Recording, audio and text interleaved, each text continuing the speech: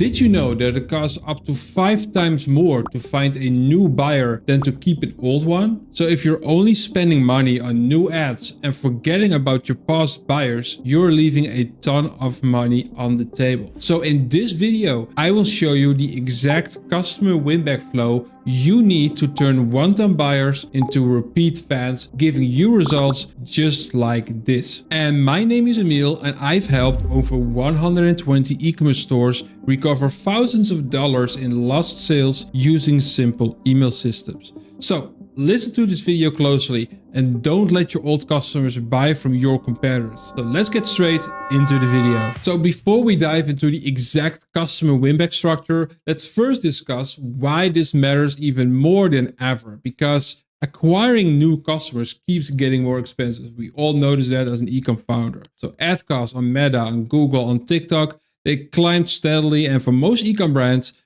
customer acquisition cost is now one of the biggest threats to profitability. So that makes your existing customer base one of your most valuable assets. So a customer who has already bought from you once has already cleared the biggest hurdle, which is trust. I talk about it all the time on my YouTube channel. So they know what you sell. They've experienced your product. And if that experience was positive, there's a real opportunity to bring them back without spending $1 on acquisition. So a well-built customer win-back flow does that exactly. It just re-engages the lapsed customers automatically at the right moment with messaging that feels personal rather than just transactional. So done well, it turns one-time buyers into repeat customers, which is where the real lifetime value is built. So what is the customer win-back flow? So it's an automated email sequence that triggers when a customer hasn't purchased in a set period of time. The goal is to re-engage them before they drift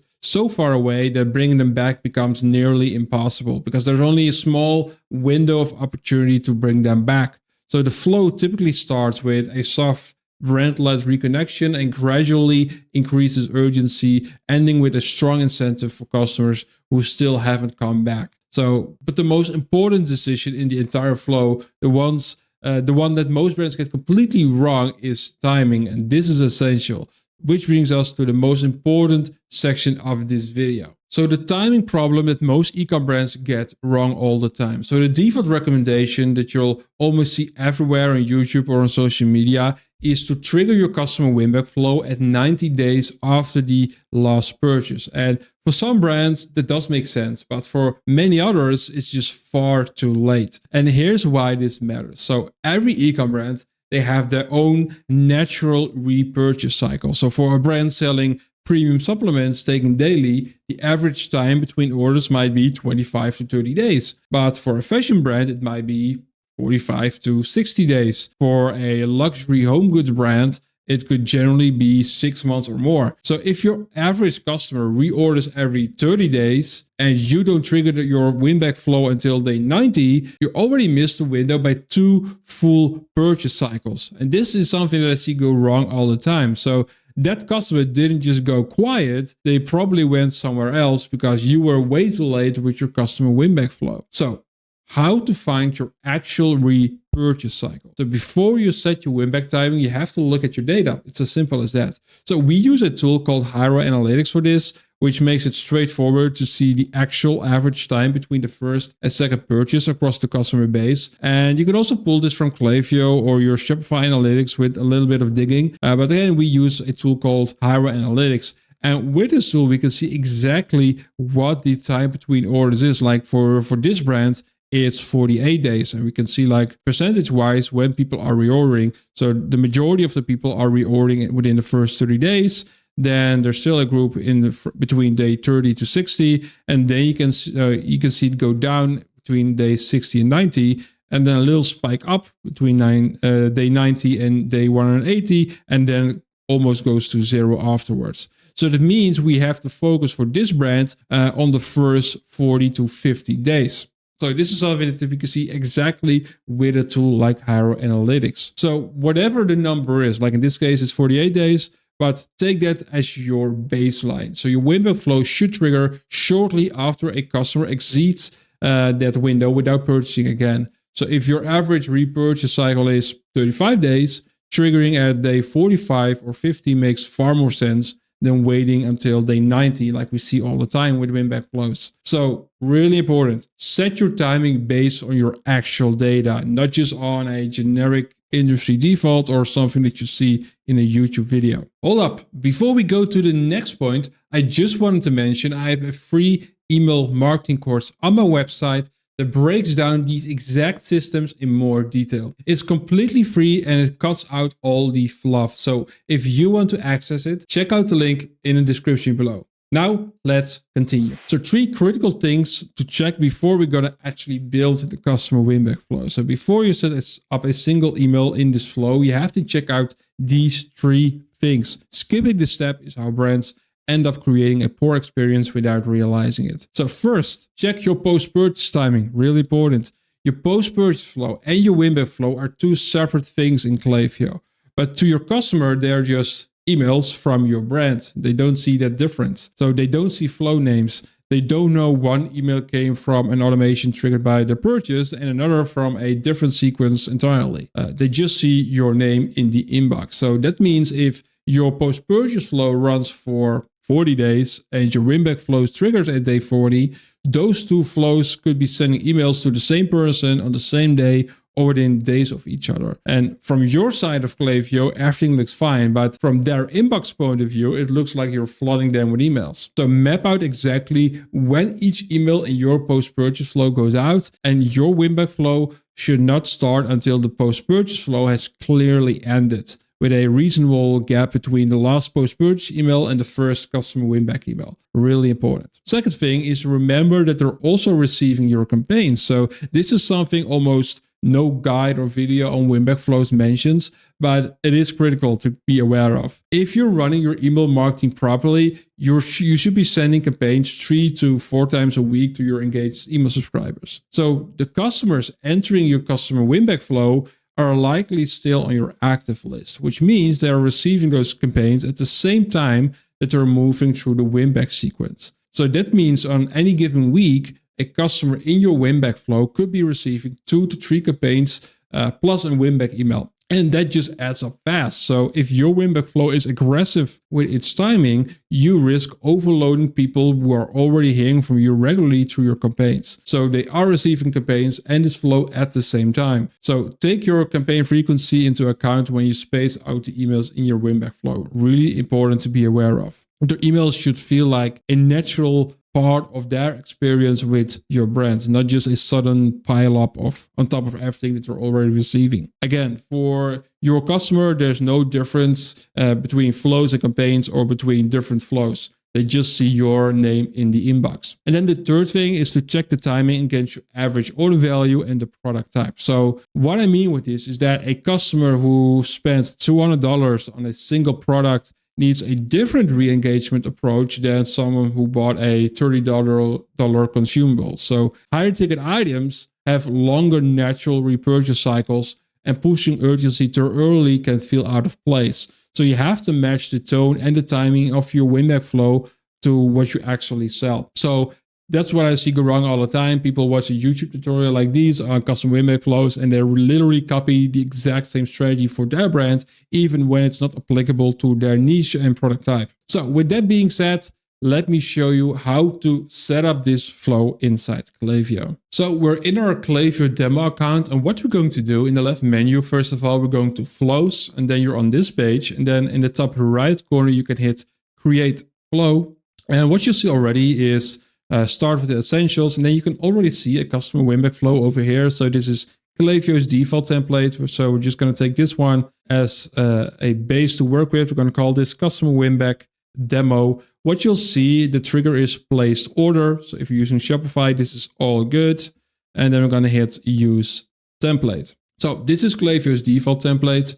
So what we're first going to check is the triggers. So what you can select is like the re-entry criteria. So do you allow people to re-enter this flow over and over again or after a certain time period? And also you can set up like profile filters. By default, it says place order 0 times in starting this flow. Let's say someone has placed an order, because the initial trigger is when someone placed order and someone has already placed another order within that time frame. You don't want them to receive the winback flow.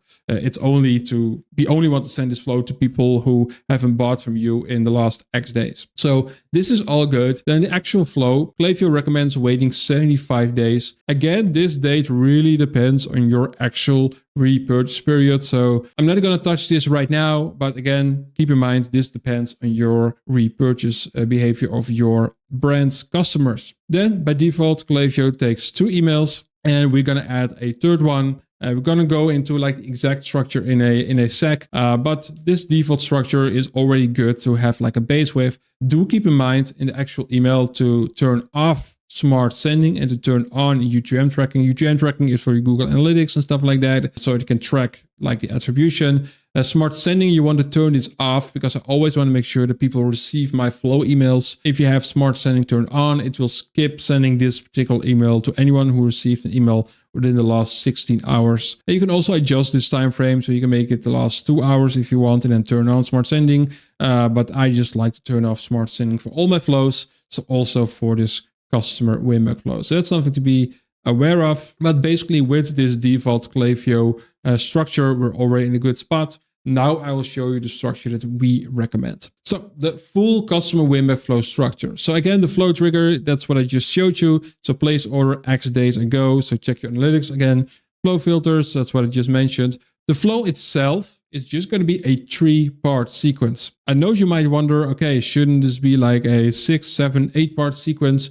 No, for the reason that I just gave you. People already receive 3 to 4 campaigns a week from your site. If you're going to overload them with a ton of emails in this flow, they're just going to unsubscribe because they're getting too many emails from your site. So a 3-part sequence is more than enough. If you see that your metrics are good, you can always add more emails. But by default, I would stick to a 3-part sequence, spaced out with 7 days in between each email, as you can see. Now let's dive into every single email and what should be in there. So email 1. So the timings, it's shortly after the customer exceeds their expected repurchase window based on your data. So again, if your repurchase window is 30 days, you could send this after 35 days or 40 days. The goal of this first email is just a casual, warm reconnection. So there won't be any discount in it, no urgency. It's just a friendly acknowledgement that it's been a while, paired with a reason to come back and browse. Now, a quick note on the tone of this email. You want to avoid the "we miss you" angle. Again, this is something that for years people have been recommending. And to be honest, it's also been our default winback email approach for years. And customers are completely onto it. Everyone knows that no brand actually misses them personally. So skip out on this "we miss you" angle. They know it's an automated email. They just simply know it. So using that angle doesn't build a real connection. It just reminds people that they're inside a marketing sequence. So it's 2026. People know these kind of tactics nowadays. There's also a practical problem with it. So if you're sending campaigns 3 to 4 times a week, which you should be, again, your customers have probably already heard from you like multiple times in the past week alone before receiving this email. So opening with "we miss you" when you email them on Wednesday or Monday or Friday, it just sounds off, you know? It doesn't match the reality of how often you're actually in their inbox. So just skip it. Instead, keep the tone casual and straightforward. Acknowledge that it's been a while since the last order. That's something that you can acknowledge. But you just want to keep it light and focus on the email and giving a genuine reason to come back rather than trying to manufacture an emotional moment that just simply doesn't land. So what to include? Just a natural, it's been a while since your last order tone, casual and direct, and a reason to click back to the store. So for the product content, there are a couple of options depending on your brand. So option A is new arrivals. So if your brand regularly releases new products, highlight what's new since the last order. So this will give them a general reason to come back and look around. So this is like my preferred option, the new arrivals angle. Second option is like product recommendations via the Klaviyo product feed. So if you don't have like frequent new arrivals, you can simply use Klaviyo's product feed to pull in personalized recommendations based on the previous order. This keeps the email relevant without requiring new inventory. So you can just say, hey, last time you bought this is what we now recommend for you. You're basically giving them a clear next step on what to buy. Third option is to trigger split based on previous purchase category. So if your catalog has like distinct product categories, set up trigger splits in your flows so people can receive an email tailored to the category they previously bought. So for example, a customer who bought skincare gets different product recommendations than someone who bought haircare from your store. So that's something that you can do as well. You always want to have like a fallback email if you use the option C, because if Klaviyo can't determine the right split, the customer should receive like a solid generic email rather than nothing or a broken experience. So that's something to be aware of. So an example for a brand that we work with, Sabers Pro. So the galaxy never stops moving. So they sell sabers. So this is all about the Star Wars theme. So it's been a while since your last ignition, blah, blah, blah. And then we show them new sabers that has joined the arsenal. It's blank over here, but we use Klaviyo's product feed to show like the newest arrivals, since this brand is having like new sabers all the time. And we always have like a fallback option with a shop all button. Another example for a brand called Crypt of Art. So we've been curating, here's what's new. So we highlight the new arrivals and we show them over here as well. So this is a bit more laid back style where again, we highlight like the new arrivals, which is our preferred method. Email 2. So we want to send this one 7 days after the first email. The goal is to give them a compelling reason to come back and buy. So in other words, we want to use a discount because that's sometimes just what someone needs. This is also like the biggest testing lever in the entire flow. So treat it that way. You don't just want to default to a percentage discount and call it a day. So you want to test out different offer structures and see what resonates most with your specific customer base. So what we found works particularly well is pairing like a modest discount with a free gift or bonus. So it makes the customer feel generally valued rather than just being handed a coupon code. So a 10% off feels more transactional, while a 10% discount plus a free sample or a bonus item feels like they're treating them as a loyal customer, which is exactly what they are. They're already a customer and they should be important to you. So what to include in this email? So a warm, appreciative tone, your offer, and a product recommendations where possible. So things we're testing in this email are things like discount only versus discount plus free gift, percentage off versus fixed amount off, and a discount with a minimum order threshold versus no threshold to boost your average order value. So an example of such an email for us when hired, we made this. So take 50% off your next pair, use code, ready to upgrade your footwear game. And then we show them some products over here and a review as well. So super simple format that for this brand just works extremely well. So email 3, the timing, 7 days after email 2. The goal of this email is simple. It's just going to be a final plain text reminder that feels like a genuine personal message from a real person. So not a designed marketing email, not a campaign, just a founder reaching out directly. This email works because it looks and feels completely different from everything else in their inbox. So there's no header image, there's no branded template, there's no product grid. It's just text, plain text. So when done right, it just reads like a friend emailing you. And the contrast alone is what gets it opened and act on. So that's why the plain text emails really work. So you want to write it in first person from the founder using their actual name, also as a sender name. And it should be like a casual conversational tone. So not salesy, not urgent in an aggressive way, just generally human. And you should just have like a single mention that the discount expires in 24 hours, a simple link to shop now, and an invitation to reply if they have any questions. Because if people reply to your email, a good reply rate really helps with your email deliverability. So that's like an extra thing. And again, it makes the email feel more like a personal one-to-one email rather than an automation,